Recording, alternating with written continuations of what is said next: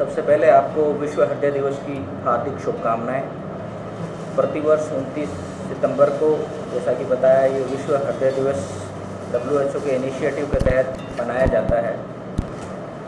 इसका मुख्य जो मकसद है वही है जनता में ज़्यादा से ज़्यादा विश्व हृदय से संबंधित बीमारियों के बारे में अवेयरनेस डेवलप करने के लिए है। इसकी प्रति वर्ष एक थीम होती है। इस बार की थीम है हृदय का उपयोग प्रत्येक हृदय के लिए। हम जानते हैं कि विश्व में मृत्यु का मुख्य कारण हृदय रोग से संबंधित बीमारियां हैं।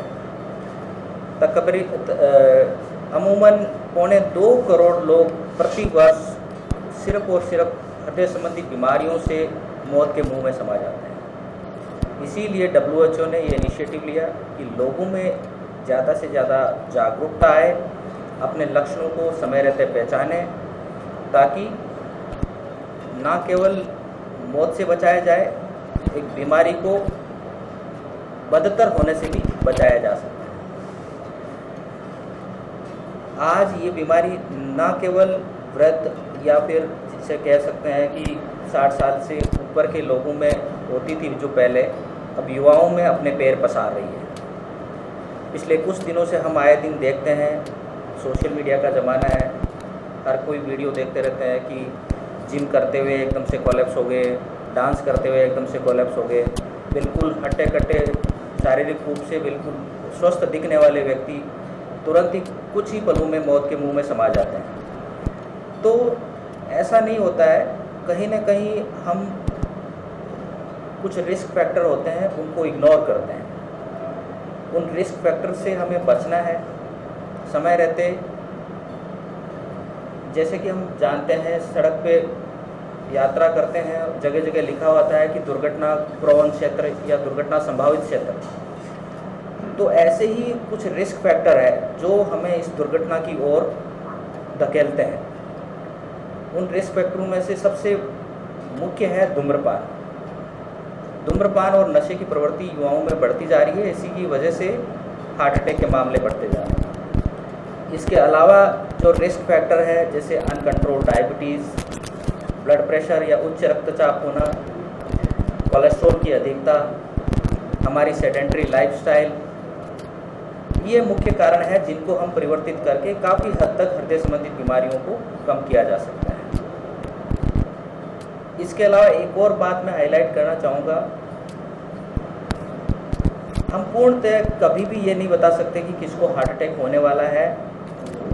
यदि सिम्टम्स आते हैं तो हमारे हाथ में जो बात है वो ये है कि तुरंत ही उन सिम्टम्स को पहचाने, और जो हार्ट अटैक के बाद का जो पहला घंटा होता है, पहला आवर होता है, जिसको गोल्डन आवर बोलते हैं, उस दौरान हम इलाज लेते हैं तो ना केवल जान बचती है बल्कि हार्ट की मांसपेशियों को भी क्षतिग्रस्त होने से बचाया जा सकता है।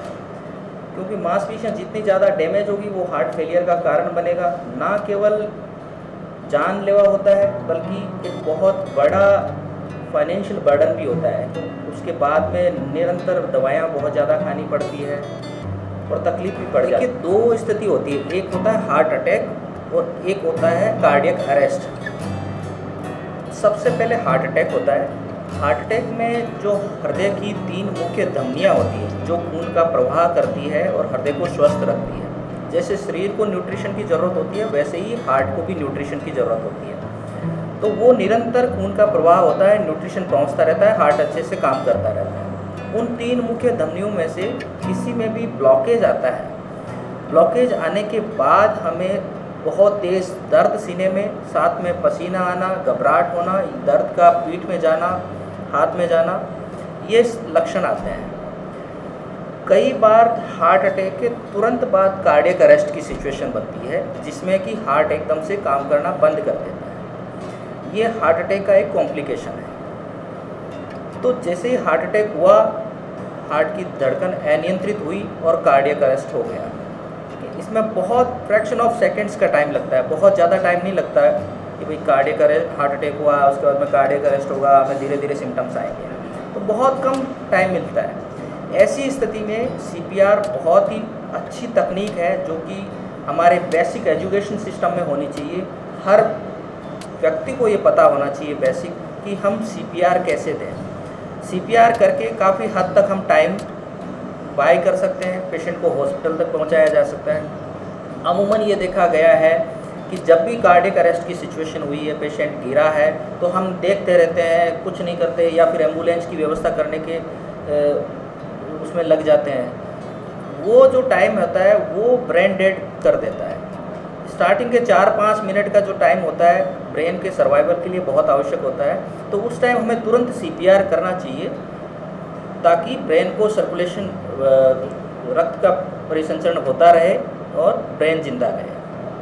और इतने समय में हम एम्बुलेंस के थ्रू हॉस्पिटल पहुँचा जा सकते हैं। वही सीपीआर है। सीपीआर में बेसिकली हार्ट को हम 1 मिनट में 100 बार तक पंप करना होता है, यहाँ पे दबा करके लगातार प्रेशर देना होता है। सिर्फ और सिर्फ इसी तकनीक से हजारों जानें बचाई जा सकती है। सर, इसमें अफीम का कितना रोल है? मतलब लोगों का कहना है कि अफीम लेने से ब्लड सर्कुलेशन एकदम से तेज हो जाता है।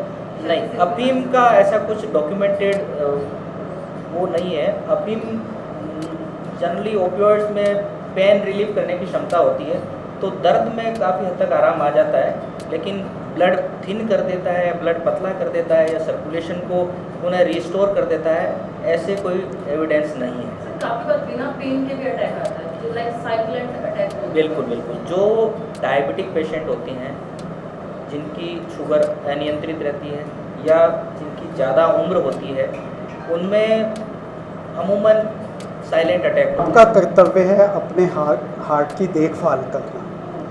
फिक्र चिंता से बचा तो नहीं जा सकता आज की दुनिया में। हाउ वी रिएक्ट, हमें उसको कैसे लेना है, ये हम चेंज कर सकते हैं, एक चीज़। दूसरी चीज़, regular exercise, regular yoga, regular sleep, ये सभी चीज़ें पार्ट, रेगुलर खान पान, ये सब आपके हाथ में है बिना सिम्टम्स के। एक और क्वेश्चन पूछा गया था भी, इमीडिएटली कैसे आ जाता है हार्ट अटैक, भी खड़े खड़े एक्सरसाइज करते हुए, डांस करते हुए वो हो जाता है। देखो, 2 वे से ये कॉर्नरी आर्टरीज जो हार्ट को सप्लाई करती हैं, उनमें रुकावट आती है। एक तरीका होता है कि हमने घी ज़्यादा खाया, घी वहाँ जमना शुरू हो गया, कोलेस्ट्रॉल वगैरह, तो 5% हुई रुकावट, अगले साल 10% हुई, 15 हुई, 20 हुई। भगवान ने हमें इतनी अच्छी आर्टरी और इतना अच्छा हार्ट दिया है, 90% रुकावट तक भी शायद कोई सिम्टम ना आए। पेशेंट अपना काम कर रहा है, एक्सरसाइज कर रहा है, खेल रहा है, उसको कुछ भी नहीं है।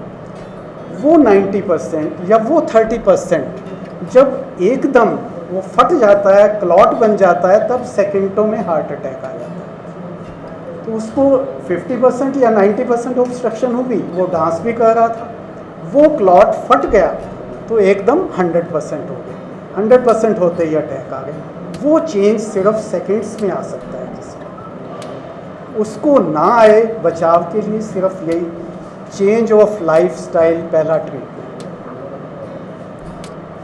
सब जो स्टेंट डाला जाता है, वही क्या है, 5 साल तक उसकी लाइफ चलती है। हाँ जी, हाँ जी। तो इसमें कितना फैक्ट है? देखिए, सबसे पहले तो मैं ये बताना चाहूँगा कि स्टेंट एक मेटेलिक ट्यूब होती है, उसका कोई लाइफ स्पान नहीं होता है कि भाई कोई बैटरी है 5 साल में ख़त्म हो जाएगी या 10 साल में ख़त्म हो जाएगी।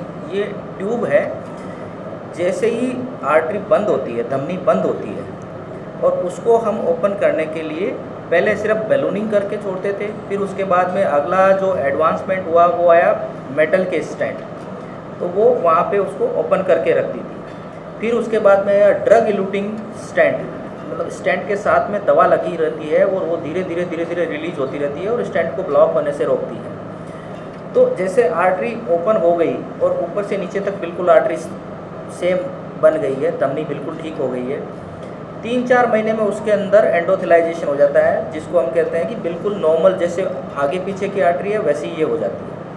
अब अपने ऊपर ये निर्भर करेगा कि हम अपनी लाइफस्टाइल को, जैसे सर ने बताया कि लाइफस्टाइल मॉडिफिकेशन बहुत इम्पोर्टेंट है, हमने अपनी दिनचर्या को, लाइफस्टाइल को अच्छे से मैनेज किया है, धूम्रपान बंद किया है, ज़्यादा कोलेस्ट्रॉल वाली चीज़ें अवॉइड की है, रेगुलर एक्सरसाइज की है, तो 20-30 साल भी कोई दिक्कत नहीं आती। कुछ लोग स्मोकर होते हैं, मेडिसिन नहीं लेते हैं, अपनी दिनचर्या बहुत तनावपूर्ण होती है तो उनमें 4-5 साल में भी दोबारा ब्लॉकेज आ सकता है। वो ना केवल स्टेंट के अंदर, स्टेंट के अलावा जो इतनी बड़ी धमनी है कहीं पे भी आ सकती है।